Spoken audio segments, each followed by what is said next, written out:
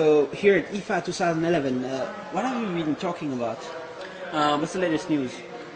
First, I'm going to describe the E-ink technology, how it works, and therefore some of the subsequent products that I'll show you will make more sense. Essentially, the technology is called electrophoretic. It's made by E-ink. It's a dual pigment microcapsule that I have in my hand as an example. We got white and black pigment, and they are charged, and with a voltage applied across the microcapsule, you can cause these particles to go to the surface depending on the polarity of the charge. And when you look at the microcapsule from above, you will either see a white or a black dot. We have the ability to mix these and cause grayscale as well. We can do 16 shades of gray. We take these microcapsules and we coat them on sheets of plastic, which are about yay big, and we can go a kilometer long. A kilometer long? Yes. And we make them in rolls. It's a roll-to-roll processing. And you cut the piece out, or what is that? And then once it's shipped to the next location, we cut pieces depending on what the application is, and it looks just like this. This is an actual E-ink display that's used in many of the e-readers. This is also an actual E-ink display that is used. This is a 9.7-inch display. That's what it is. This is the real product. It is not a demonstrator unit. This is the actual product. And it looks like just a piece of plastic, kind of. It is actually plastic. And essentially what you have here is these microcapsules, which are extremely small, and they are coated on the surface.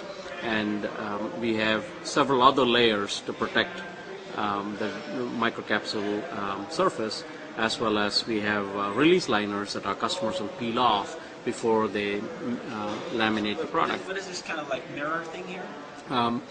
That is essentially a release liner in the back that we peel off, and I'll show you how it works. And this is what we ship to our customer. When they receive it, what they do is they peel off this layer, and you can see that the display has an adhesive surface here that they will take this display and laminate it to a glass TFT backplane.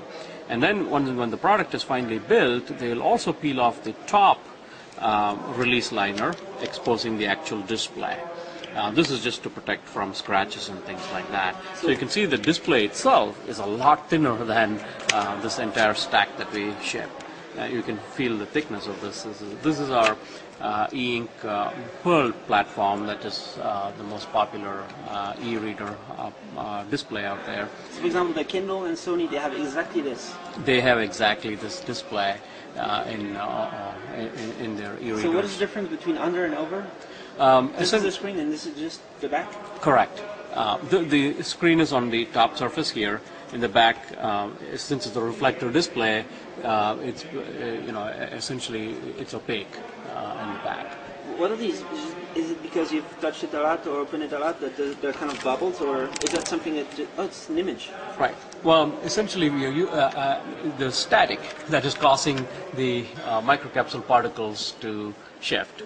And that's what I'm doing here. But once you connect it, you can like once you connect this, them, it'll just completely, it'll reset, and then what you'll essentially have will be something that looks like this, right? And this material is what is used in the display. Do you think that this actual screen, if you did put it in here, it would actually work? Yeah, it will actually work. This is a real screen. Well, this one is broken because I have messed with it, but okay. We can still make this work. You see these tabs here in the end? Those are the connectors that will actually connect to the electronic, to the circuit board. So is it kind of like plus minus, or what is this? No, it's a connection to the circuit board that will have the driver ICs. It will have row and column drivers as well as the display controller, which links up to the microprocessor that ultimately will drive the display. It kind of manages them and knows exactly where they all are. These exactly. balls. So there are pixels here. There are these microcapsules, and they are arranged in X and Y configuration. And in this display, there is 800 pixels on the X direction and 600 pixels on the Y direction. It's a SVGA display. Under each pixel, we have dozens of microcapsules. Dozens. So we have a lot more resolution to give. This already is a fairly high resolution display. It's 167 dots per inch. That's what we ship today. This display right here is 167 dots per inch display. But we are in the process of launching a 300 dots per inch display. Epson is building a chip for us that will drive that display. And then we can start showing information, including maps, charts, this kind of stuff that you need high resolution to show. But when you say dozens of capsules per pixel, does that mean you kind of have a dozen times VGA resolution? Oh yeah, we can. We are not limited by the display material itself. We are limited by the backplane electronics, the TFT backplane. Right. And in this example, you can see we've achieved a display performance which is better than paperback book. And there's a touch screen on this, and you can see it's very fast transition. And what do you mean better than paperback? Better than paperback in terms of the contrast. Most paperback books have less contrast. By definition, the contrast is how black is the black text compared to the white background. And we've been able to, our previous generation product was better than newspaper. The current generation product is better than paperback books. And when you take this outdoors in the sunlight, it looks even better because reflective displays such as ours really do much better with a high ambient environment. It's good for the health of your consumers, so they can go outside. Yes, certainly. That would be a very good advertisement for our technology to say, yes, we are promoting healthy behaviors by... So now you're better than paperback? What's the next step? The next step is to make the entire display all plastic. So our display is already plastic, as I mentioned to you. It's flexible and plastic, but it's laminated on a sheet of glass. And that glass is fragile. So, so our customers have to protect the glass, just like any electronic device that uses LCD. So now there's glass here. There's a glass here in every one of these devices. But I'll show you a display that we have, which uses the exact same material, and in this case it's all plastic. So the all plastic material that's used here in this display allows you to have a shatterproof display. And as a demonstration, we'll request Annie to come and show you that the display is indestructible. Yeah, thanks. And it's still working. And it's still working.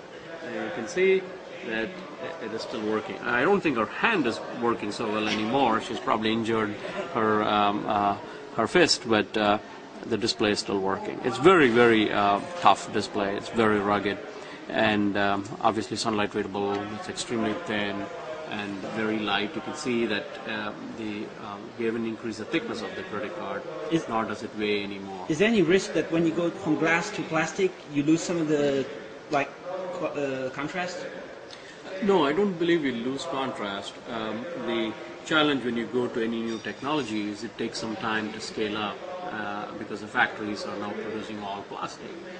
But then there are a lot of other advantages too, that for the end customer, when you make a device like this, and if the display is not glass-based, you don't have to protect it as much. And you can actually build electronic textbooks you can give to students, and they can drop on the floor, and it will be perfectly okay. You're not going to break the device. As against today, if you give a cell phone or a laptop to a child, and if they drop it, there's a good chance that you'll shatter the screen. So right here you have some kind of crazy electronics going on, so it's in here. Yeah, it's all in there. What does it take for the electronics to be powering as much, like changing pages and something like this, and being